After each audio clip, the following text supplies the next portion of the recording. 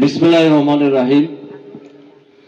অঙ্গুলি ইউনিয়ন যুব সমাজ ফাউন্ডেশনের উদ্যোগে গরিব অসহায় মানুষের মাঝে ঈদ বস্ত্র বিতরণ উপলক্ষে অত্র এলাকার মান্যগণ্য ব্যক্তিবর্গ, সামনে বসা ভাই বোনরা আমার সালাম গ্রহণ করবেন।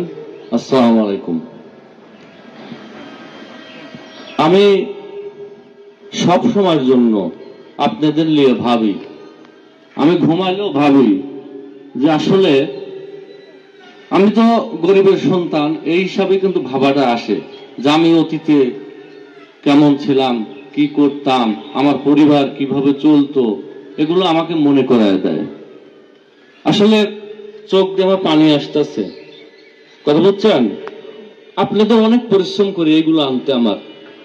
আমি ঢাকা থেকে দেখেন, রোজা থেকে আমি কালকে সিলসিটি ট্রেনে চলে আসছি এই মালগুলো দেওয়ার জন্য। রাত্রে সেহরি খাওয়ার পর আমি ঘুমাতে পারিনি। আজকে নামাজ পড়ার পরে আমাকে মা বলতেছে ঘুমাস না কেন, কোন আমার ঘুম ধরতেছে না, কারণ এই প্রোগ্রাম যতক্ষণ পর্যন্ত আমি শেষ না করতে পারবো, গরিব দুঃখী মানুষের মাঝে আমি যতক্ষণ পর্যন্ত আমি এগুলো অনুদান না দিতে পারবো, ততক্ষণ পর্যন্ত আমার ঘুম নেই।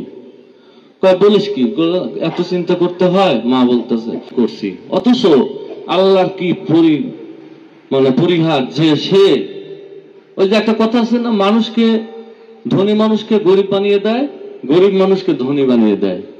এটা কিন্তু বাস্তব, আল্লাহর নীলা খেলা। আর ইসলামের পথ, এই মানবিক পথ ধরার পরেই কিন্তু আমার এই সাংসারিকে উন্নত হওয়া শুরু করলো। তখন আমি বুঝতে পারলাম যে আসলে এই পথটাই হলো সঠিক পথ।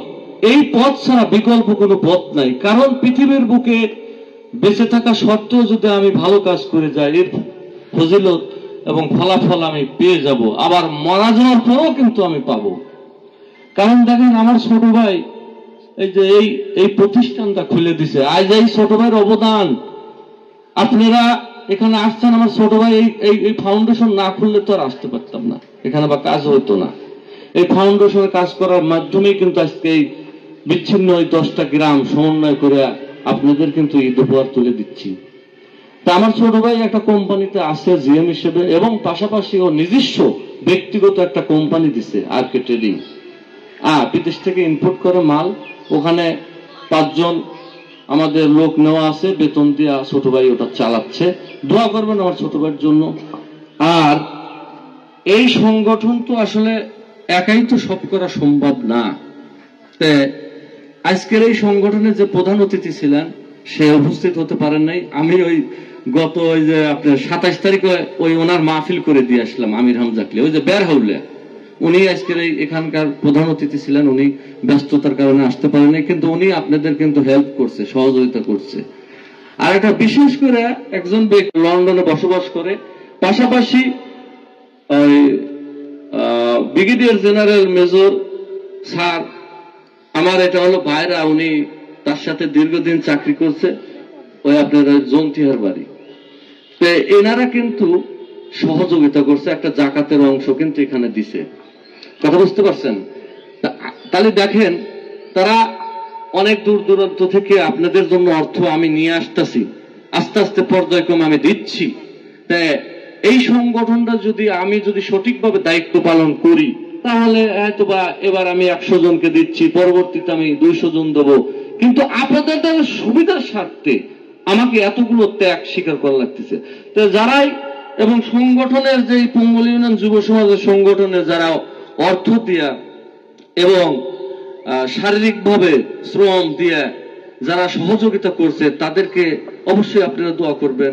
মূল কথা, এই সংগঠনে শুধু সংগঠনের লোকই নয়, বাইরে যারা সহযোগিতা করছে জন্য মন থেকে আপনারা দোয়া করবেন।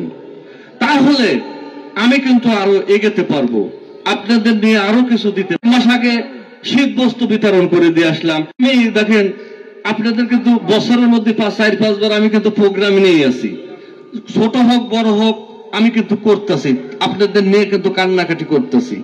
তো যাই হোক, আমার জন্য, আমার মৃত বাবার জন্য দোয়া করবেন, যেন আমরা সংগঠনটা নিয়ে অনেক দূর নিয়ে যেতে পারি। আপনাদের যাতে আরো ভালো ভালো কিছু আমি দিতে পারি।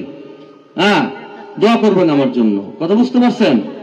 আর আপনাদের এই যে অনেক আগেই প্রোগ্রামটা শেষ হয়ে যাওয়ার কথা ছিল, কিন্তু দেখেন বিঘ্নতা একটু ঘটছে, ঘটার কারণে একটু ধৈর্য সহকারে আপনাদের বসাইছি, এর জন্য আমি দুঃখিত। অনেকক্ষণ বসেছিলেন কষ্ট করে, ক্ষমা দৃষ্টিতে দেখবেন। এই বলে আমি আমার বক্তব্য শেষ করছি। আসসালামু আলাইকুম।